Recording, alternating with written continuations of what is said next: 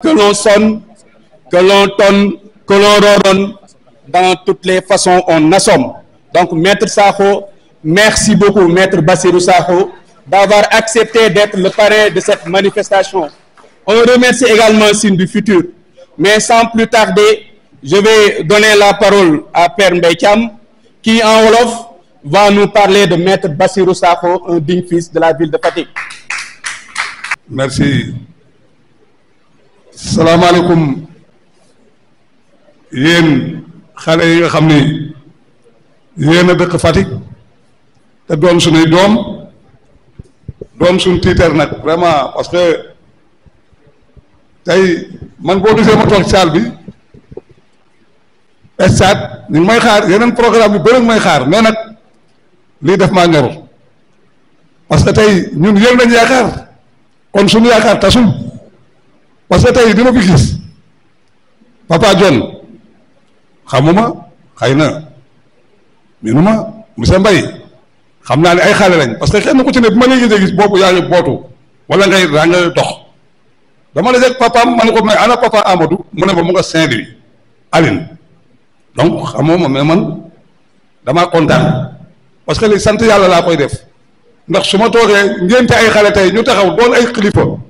dem ci université yi gën a mag ci Sénégal nekk fa université Gaston Berger dof du fa dugg ku amul xam-xam doo fa dem ku amul un modèle doo fa dem donc tey dama sawar pour toog fii sant ko yàlla merci papa Amadou vraiment man nga li nga doon di leen nuyu bu baax inspecteur académie bu Fatick Cheikh Yaba Diop tey fu njàngale yegg si ci Fatick moo ko def moo ko jabaram jërë toog madame Diop doomam dafa bokk ci affaire mais comme dafa nekk France yaayam la ne toog doon borom xam-xam doon professeur moom itam doon universitaire moo ko jëkkëram di jàppale Fatick mu ngi noonu seen biir toog madame Diop maa ngi lay nuyu bu baax a baax man damay doon bëgg borom xam-xam bala maa dem ci Maître Sakho dama leen di remercier baax yéen xale yi ci lii ngeen def parce que nit ki amul dul lii tey dama ne pour lan léegi tey Fatick amul ku mën a jënd terrain Saint-Louis tabaxal ko étudiants yi tabaxal leen ko parce que nag c'est pas la fin du monde te xëy na ku nekk da nga war a def li nga war a def doomi Fatick yi tey dañu waroon terrain Saint-Louis am na doon Fatick yu ko mënoon wallahi am na ñu ko mënoon te tey man bu ma ko yàlla joxoon mën naa ko def wax mënul doon benn mais xalaat day rafet boo déggee tey ngeen tuddee Maître Sakho bis bi joxu leen ko ngir puukare joxu leen ko ngir da ngeen ko jox c'est parce que mi ngi def lu baax ci Fatick te Serigne Touba bu ñu ko tuddee école loolu moo tax yonent bi bu ñu ko tuddee école loolu moo tax voilà un exemple monsieur Sakho yaa ngi ànd ak Ibou Diop mi doon wax léegi sama doom la maa ko ngénte kee toog lañ ko tuddee Ibou Diop moo borom xam-xam la professeur la kilifa ku mag la Ibou Diop mii maag papaam ñoo doon ànd maa Awa Diop du tey maa daan taal sama oto ñuy ànd dem Kaolack booba Fatick la donc yaayam Marème maa ko ñaani woon kon tey defe naa ne man lii sant yàlla laa koo def sant suñu borom laa koo def donc nag yal na la yàlla gën a taxaw kasi MC mii toog maayor communication ñun partout la ñu woo parce que ñun Fatick nee naa leen ay boroomi xam-xam ñoo fi dëkk fii ku fi juddoo te doonoo borom xam-xam seetaatal sa bopp mais ñun borom xam-xam nag boo déggee ñu naan borom xam-xam da ngay doon borom xam-xam bu ko de parce que nit bu ko rewul mënul delloo dëkkam dara na ngeen fexe ba doon ay góor te xam ne dëkk bi ay góor la waa léegi nii toog wax na dëgg dañuy dajale ay affaire di ko séddale Fatick c'est parce que ay góor a fi dëkk donc ay xale ngeen mais loo bari xam-xam te gërëwoo doo am benn sens kenn du la fàttaliku kenn du la bàyyi xel te nit boo demee ñu fàtte la sa àddina yàqu na yàlla sa gërëmu la donc xam-xam day ànd ak ngor na ngeen fexe ba lépp lu yéen di jiital leen ci ngor nit bu amul ngor amul yàlla amul yonent bi amul dara ci àddinaam donc man seen kilifa laa li ma leen njëkk a conseillé moo gore leen muy góor muy jigéen fu ngeen dem na ngeen gore dëkk bi dëkk gor la ñun ay gor lañu te suñ doom yi toog ay gor lañ donc nit mun na génn nag dem beneen dëkk di xool yàqoo fa mais yéen fexe leen ba bu mu leen dal yàlla leen yàlla gën a taxaw yàlla leen yàlla jàppale. Voilà, merci beaucoup Père Mbaye Thiam. Donc sans plus tarder, toujours ces présentations Maître Bassirou Sakho, je vais appeler l'éminent artiste talentueux boo xam ne il est reconnaissant parce que dans ses débuts il a été toujours avec Maître Bassirou Sakho. Donc Kazi, donc si vous êtes prêts, vous venez, vous nous gratifiez d'une prestation où on va parler un peu de Maître Bassirou Sakho. Voilà, Kazi, s'il vous plaît. salaamaaleykum Sine du futur teel ma loolu ma ñëw man sama xol dafa sedd tey li tax sama xol sedd mooy dama fi gis ay leader te ñu doon ay xale yu ndaw commencé ko ci sam frère Papa Mbaye je pense que yow présenté nga ma sànq Wally aussi ñu ngi koy jaajëfal bu baax a baax ci liggéey bu am solo bi ñuy def mais presse bi surtout aussi muy Mindiss TV muy Fatick TV muy Sine TV mais aussi muy Bour Sine TV parce que aussi leadership il faut nit ñi xam ne dafa yaatu ci angle yépp la Père Mbaye Thiam wax na ko sànq ci suñu doyen Cheikh suñ xool dafa sedd ci thème boo xam ne nii tey actualité la ci thème boo xam ne nii tey dañ ko war a waxtaanee parce que buñ ne Sine du futur sama mbokk Haalpulaar yi ñooy naan reer guddi lañ koy lekk mais bëccëg lañ koy préparer ñun Fatick tey lañ ko war a préparer te sant yàlla macha allah bañ amee ay ndaw yoo xam ne nii tey ñun ci dynamique boobu noonu ñun ci logique boobu noonu suñu xel di ci dal bu baax a baax bon ñun ba léegi pour bañ a génn rek ci cadre bi nekk ñu ngi ci volet éducation tey pour xamal leen la ñun aussi tout le temps ci actualité la ñuy dox suñu album bi mujjee génne mu ngi tudd retour aux sources ki doon coordonné sànq wax na ko il faut baati ñu koy wolofal parce que ci biir population bi am na ñoo xam ne nasaraan bi maanaam bu soree duñ dégg moo tax li ëpp ci samay thème séeréer laay rap pour représenter localité bi ma dëkk mais aussi pour am identité culturelle par rapport ak localité bi ma dëkk c'est-à-dire que il faut aussi ñun ñu jàngal ñu suñu bopp boo defee enrichissement ba pare aussi ouverture war na ci topp ñun waxuñ ne bu ñu kenn jàngal Molière école waxuñ ne bu ñu kenn jàngal Victor Hugo mais war nañu jàngal Buur Sine Coumba Ndoffène Diouf war nañu jàngal Cheikh Ahmadou Bamba war nañu jàngal Mawlana Cheikh Ibrahim Niass ci kaw loolu noonu yéen ay intellectuel ngeen yéen a ngi école di jàng tey musique bi ñuy def ci côté éducation tey boo def poésie rime ñi utiliser dañ la koy jox donc moo tax album bi dañ ciy liggéey dañ ci liggéey ak ay professeurs spéciaux yoo xam ne seen mémoire ci Sine lañ ko bind mais laajte aussi mag ñi moom moo waral ci séeréer ñu ne leen ñun Sine ke i njeg na kana foor ke i ndef na xupu or i njega feeñoor i njega raaɓoor yam njofoor ten atu njofiyoor jilas maadwa njil tege a sinig mbisela fiste o maado xaaxa jon kaaga atu may sa waali jon an siñi cuup Senghor jambar gelwar ka mbinongor xatnama refo koor sutoxtuma refa salma koor mbin maak mbino maak ndef maak lam maak matna ila maan ndeg sida ndef la maan xotkiro teyeli maan o Fatick Sindiou Fatick maaga gon la xatu Fatick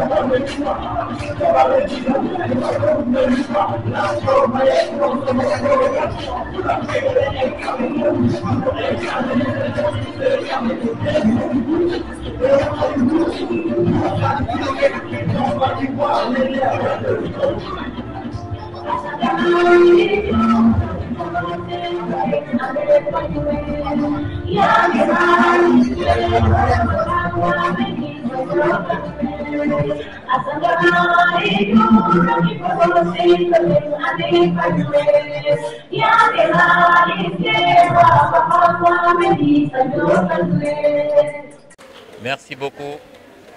Je pense que je vais peut-être enlever la casquette parce que jusque-là, j'ai réussi à cacher mes cheveux blancs.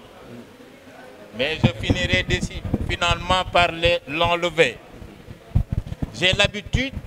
de me mettre en public parce que c'est mon boulot de le faire. Sauf que je n'ai pas l'habitude d'avoir en face le public. Chaque fois il est dans mon dos, je suis plus à l'aise. Mais aujourd'hui, avec les regards, je ne pense pas pouvoir réussir ma plaidoirie parce que j'ai justement le public en face. Tout cela pour dire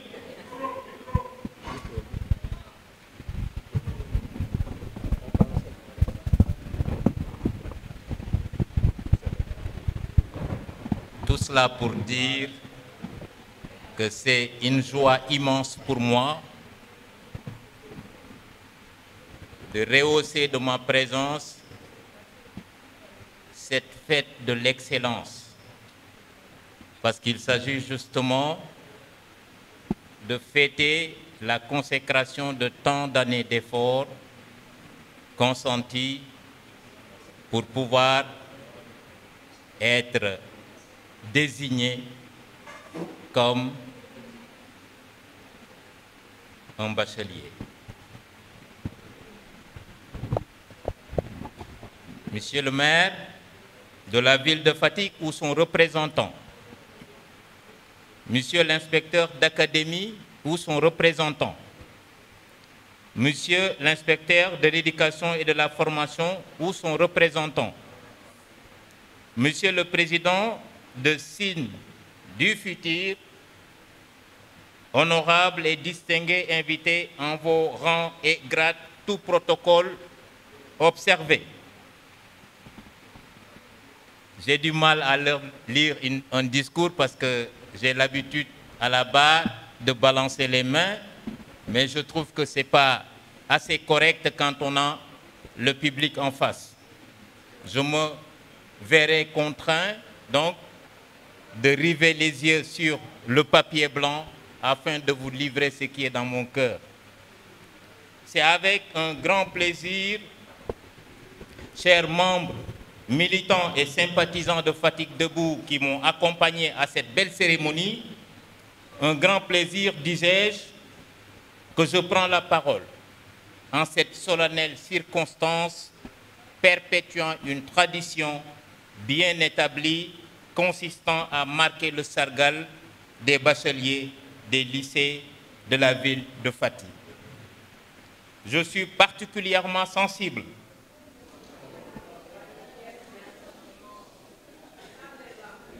à l'honneur qui m'est fait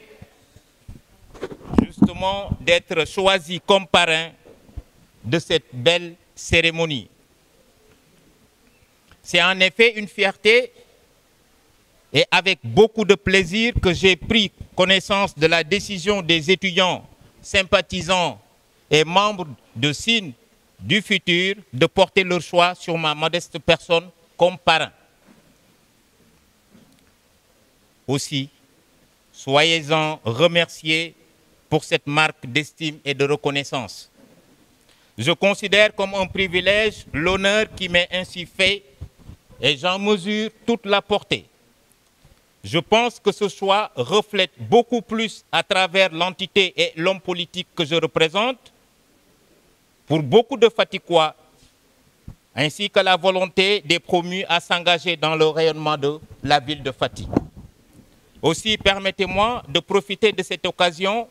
en tant que Fatickois et responsable politique, d'attirer l'attention de cette auguste assistance et surtout ces jeunes promus sur les défis auxquels ils seront bientôt confrontés, quelqu'un l'a rappelé tout à l'heure. C'est une étape importante que vous venez de franchir, mais considérez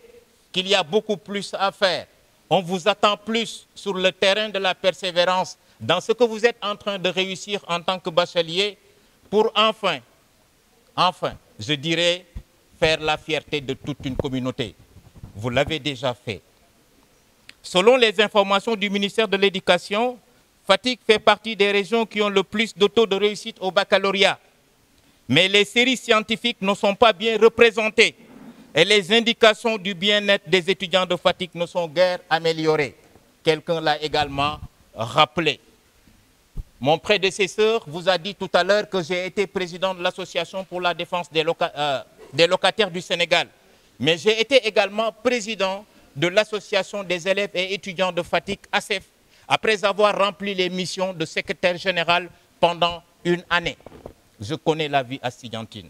Pour l'avoir vécu dans sa forme associative, mais pour l'avoir vécu dans sa forme pédagogique. Et je vous exhorte à plus d'énergie et de travail, parce que vous en aurez besoin. Paradoxe entre le taux de réussite et le pourcentage de travailleurs. Fatick compte énormément de chômeurs. Comme vous pouvez le constater, mesdames et messieurs, on ne peut pas espérer le développement de Fatick tant qu'on ne mettra pas en avant l'élite et l'accompagnement par les autorités en charge de l'éducation. Autant de questionnements qui interpellent au plus haut point non seulement le pouvoir central, mais toutes les autorités au niveau de leurs responsabilités respectives. Bien que tous les dispositifs législatifs et réglementaires soient mis en place, si chaque responsable fait preuve d'une ferme volonté de changer les mentalités, on peut espérer les résultats concrets dans les années à venir. Parce qu'un grand savant disait, pour faire un type de société, il faut faire un type d'homme. Mais pour faire un type d'homme, il faut agir sur l'éducation. L'éducation est le levier le plus important pour espérer, dans les prochaines années, faire de ce Sénégal un pays de développement. Nous savons tous que l'ignorance et l'obscurantisme sont des freins au développement, mais ils nous éloignent de la lumière, qui est seule capable de nous éclairer sur le chemin de la recherche et du développement. Chers jeunes promus, tels sont les défis que le pays attend que vous releviez. Vous avez la capacité de transformer ce pays, j'en suis sûr, d'influer de manière positive.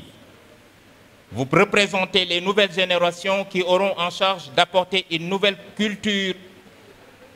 d'intégrité à tous les niveaux de la société, tel que le président Bassirou Diomaye Diakhar Faye nous y invite. Mes chers filleuls, permettez-moi de m'adresser particulièrement à vous. Il y a dans la vie de chacun de nous des jours qui revêtent une coloration si particulière qui reste à jamais gravée dans nos mémoires. Ce samedi 31 août en sera vraisemblablement un. De cela, pour vous, chers filleuls, et ce, pour vous, une double raison. D'abord parce que vous avez obtenu votre baccalauréat, sanctionnant ainsi 3 années de réussite dont il m'est revenu dans l'esprit ayant été un ancien du lycée Coumba Ndoffène Diouf de Fatick, qui a été à la fois riche et dense. Et je voudrais m'arrêter sur justement ce lycée qui porte actuellement le nom de Khar Ndoffène, pour rappeler une petite histoire par rapport à cette illustre personne, parce que Khar Ndoffène fut avocat à la cour également. Voilà ce fils d'Issine qui a été coéditeur de la première constitution que le Sénégal a connue en tant que république souveraine. Je vois en lui d'autres Khar Ndoffène Mais je vois également en lui d'autres consoeurs qui sortiront de votre promotion et qui vont porter la dragée haute parce que nous avons besoin de la relève dans le domaine dans lequel nous exerçons. Et j'en attends beaucoup de vous. Parce que Fatick est une grande ville. Mais si on fait le décompte, on n'a que 5 ou 6 avocats.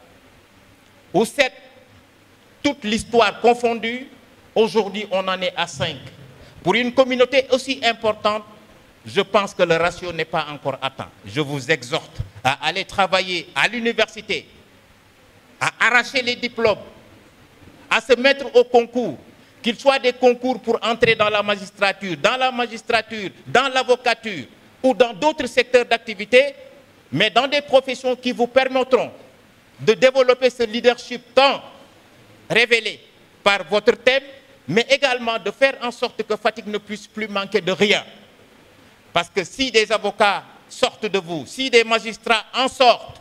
mais nous aurons dans l'avenir, dans les 10 ou 15 prochaines années, une communauté qui aura rempli toute sa mission parce qu'il aura en son sein des avocats, des magistrats, des greffiers, des inspecteurs des impôts et domaines et d'autres travailleurs dans d'autres secteurs qui pourront toujours répondre à l'appel de tout Fatickois en détresse.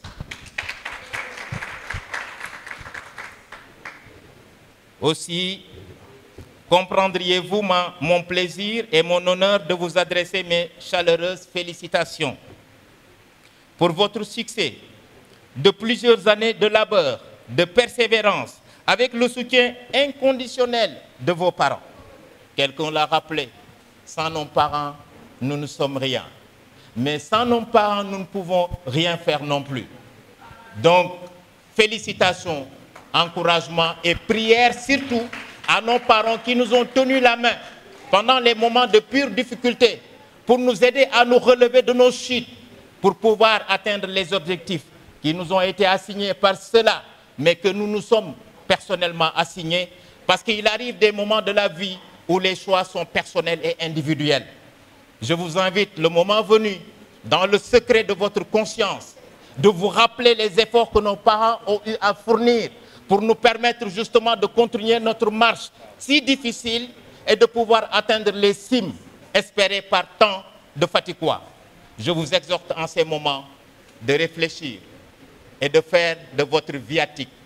un seul mot, la réussite.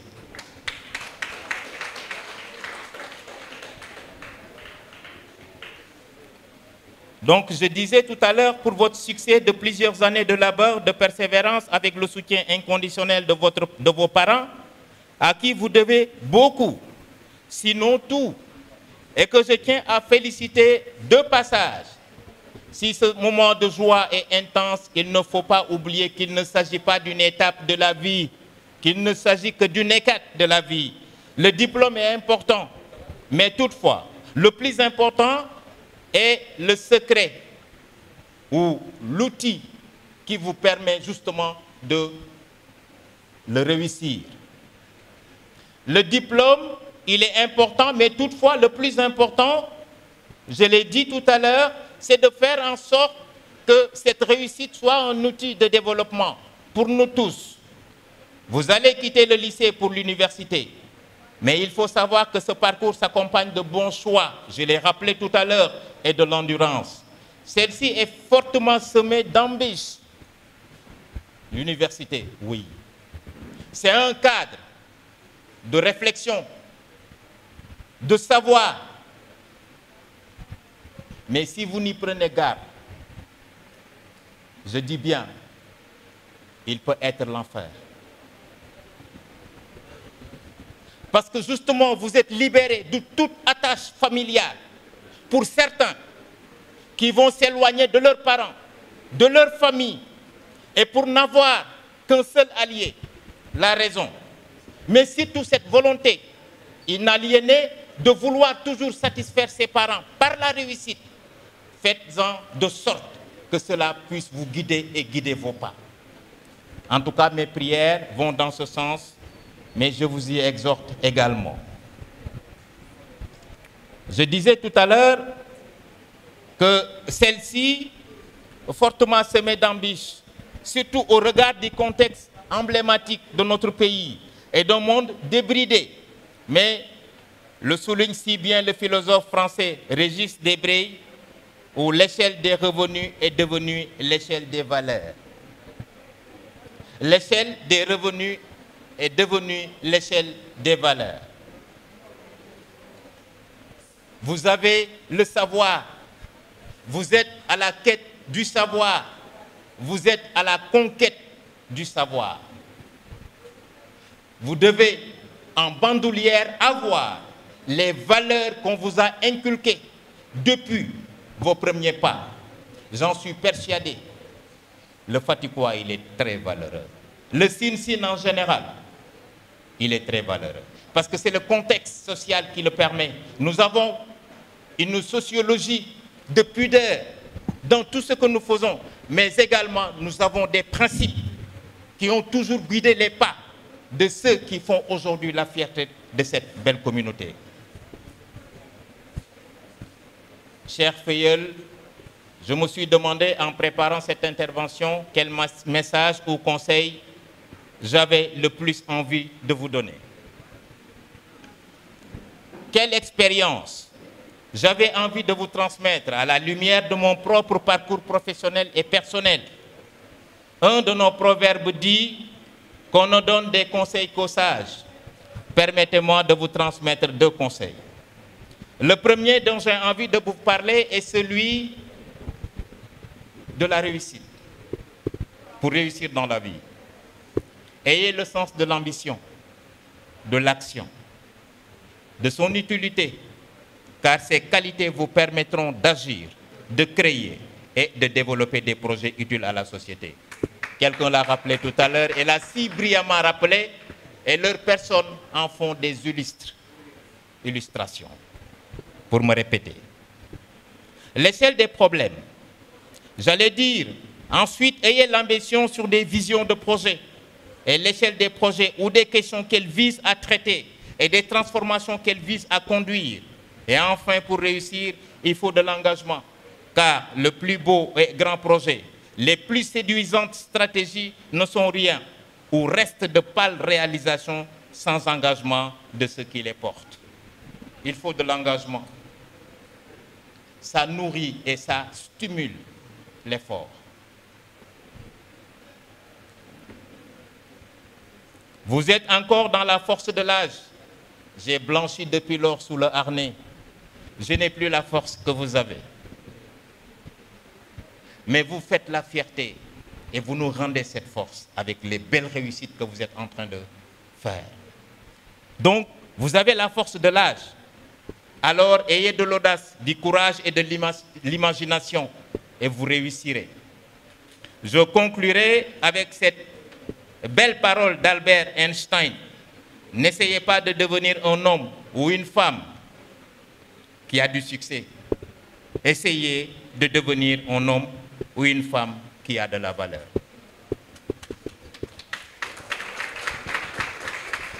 Merci de vos témoignages, mes sincères remerciements pour votre délicate attention, pour votre geste d'estime qui m'honore grandement. Que Dieu vous aide à préserver dans la vie la droiture, la beauté et le bien. Je vous remercie infiniment. Aujourd'hui, on a célébré la fête de l'excellence à travers cette belle cérémonie qui a magnifié la réussite de nos bacheliers, les meilleurs de la zone, avec des mentions assez bien, des mentions bien et des mentions très bien. En fait, le potentiel des élèves à embrasser davantage cette qui nous permettra un peu, si vous voulez bien, de développer les filières, porter le développement de ce pays. Un honneur, mais un réel plaisir également d'honorer de ma belle cérémonie où j'ai été désigné comme parrain de cette promotion. Aujourd'hui, c'est la pépinière qu'il faut travailler pour espérer demain avoir les bons profils, les bonnes capacités. Tey bés bu màgg la ci man parce que association bu ñuy wax Sine du Futur ñoom ñoo ma tànn def ma seen njaatige pour bachelier yi nga xam ne ren ñoom ñoo am seen bac ci gox yi nga xam ne mooy Fatick ak Ñaaxar ak goxu Sine yëpp loolu nag sas la parce que daf may dellu si encore ci li nga xam ne mosuma wàcc mooy sama wareef ci di xool ak di gunge jeunesse bi ci seeni njàng mais également ci yëngu-yëngu yi nga xam ne ci la ñu nekk te mu nekk yëngu-yëngu yoo xam ne à terme dina amal njëriñ askan wi kon nag sama teewaay fii kontante laa ci am aussi bi mu noppee nekk sa kontante la ci man ndaxte li tax amaana ñu tànn ma mooy ñu xool sama parcours politique dañu xool également sama parcours scolaire de fait aujourd'hui je pense que loolu mën na servir d'exemple à ces jeunes qui viennent d'accéder à un niveau d'études qui leur ouvre la porte de l'université kon mën nañu nekk ñun royukaay avec beaucoup d'humilité à ces jeunes-là yi nga xam ne ñu ngi doog a dem université te nga xam ne war nañu tànn filières yi nga xam ne foofu la ñu bëgg a dem pour continuer seeni études suñu gisee profil yu mel ni sama yos ak yeneen mën na leen servir de levier pour que ñu mën a yeggali seen njàng ci jàmm ak salaam. waaw d'abord di leen ñaanal ñu yeggali ak jàmm ñu yeggali ak sago lépp li nga xam ne yéene nañ ko seeni waajur am ko ci ñoom yaakaar yàlla mottali ko ci ni mu gëne ak ci ni mu gënee ci ñoom di leen jox comme conseil li leen andi ba ñu am seen bac ak mention ñu bañ ko bàyyi mooy nga nekk ci njàng di ut xam-xam mënul bokk ak caaxaan ak fo te ñun ñëpp xam nañ ne que université cadre de recherche la et de réflexion cadre de science la xam-xam moo fay yóbbu nit waaye mën na nekk safaan bi su fekkee ne da nga sàggane li la fa yóbbu université mën na nekk safaan ba lépp li tax nga dem fa wala lépp li tax nga yegg fa te di ko yóotu mën na nekk jafe-jafe ci yow kon nag maa ngi leen di conseiller ñu gën a takkuwaat parce que étude universitaire moom moo gën a métti mais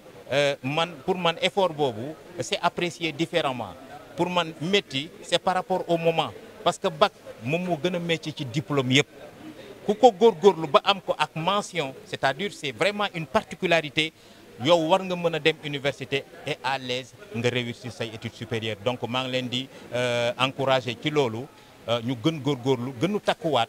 xam ne que mbir mi ngi doog a tàmbali. waaw loolu li ma ciy wax mooy jàpp naa ne ñi ñu fal bu yàggul muy président Bassirou Diomaye Diakhar Faye ak premier ministre am ak gouvernement bi nga xam ne ñoom ñooy liggéey ak moom ñu ngi góorgóorlu guddi ak bëccëg pour wut ay saafara ci mbir moomu yemul ci loolu ñu ngi góorgóorlu pour sénégalais ak foo mën di nekk ci sa teeyaayu bakkan soo xëyee nga jóg doxi say activité mais également ñu ngi góorgóorlu pour sénégalais ak fu mu mun di nekk koom-koom fekk la foofu mais bien-être aussi fekk la foofu kon pour man situation bi ak fi mu toll c'est une situation boo xam ne dañ ko hérité loolu dédouané wu leen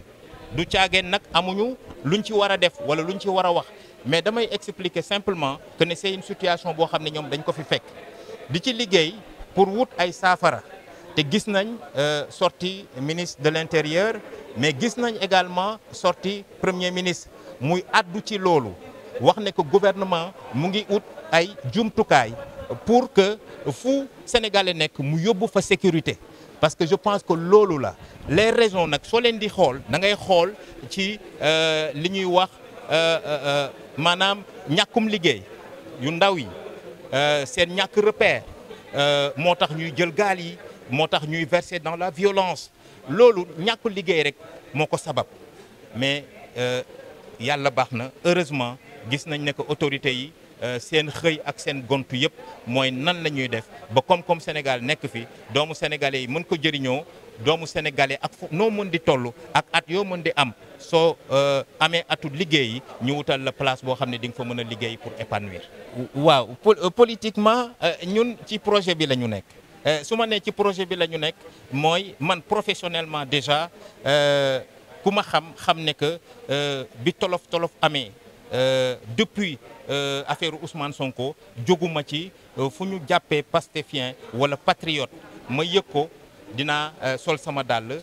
sol sama robe dem jéem ci sama kéem kattan loolu ñëpp xam nañ ko je pense parce que l'histoire retient que man je fais partie des premiers avocats yi nga xam ne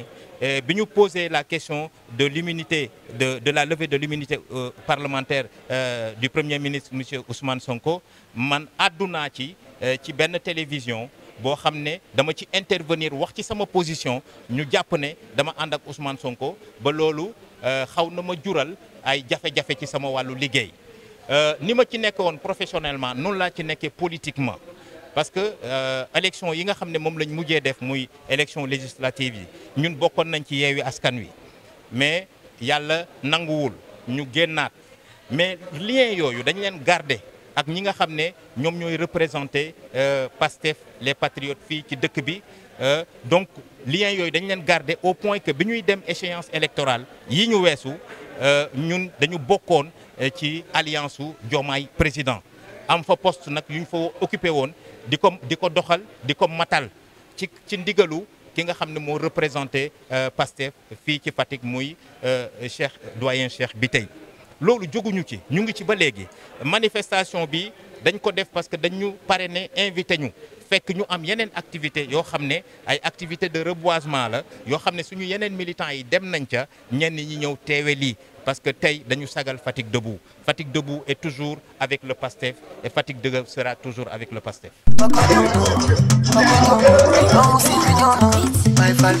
ku man ngeen bëgg yow la waa maa ngi nii du ko wax fu ma defee teew coow li bëri si town bi foo ma gis may gën di baax di leer ni jant bi yaa ko tey gaynde jaay du ma romb muusu may ga man ngeen bëgg amoo fi moro maa ngi nii yow ak ñoom ma defee teew coow li bëri si town bi yaa ko fa am foo ma gis may gën di baax di leer ni jant bi yaa ko tey gaynde jaay du ma romb muusu may ga te ngay nangu ndogal bàyyi siisu ñëw ma may la yaa ko tey gaynde jaay du ma romb muusu may ga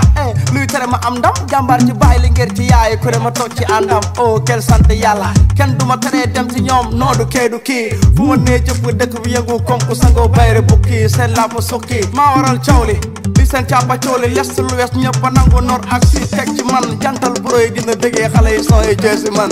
lu ma ci mën lu mel nii maa ko fa am si maa fi jaarati ñëwal si yaarati bandi géew bi teew na xewi nga di kaarapi jamaa du përëm waaye jas neer du dërëm yaay man la ëpp la doole booy xàmmel sa morom waaye jamaa du përëm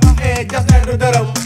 man la ëpp la doole hey xàmmel sa morom suul ker du ko teree feeñ maa fi ne fàng nii di leer ni jant bi li jënti bandi yi ennemi maa ngi jégalu bu dee sa xol day tàng nii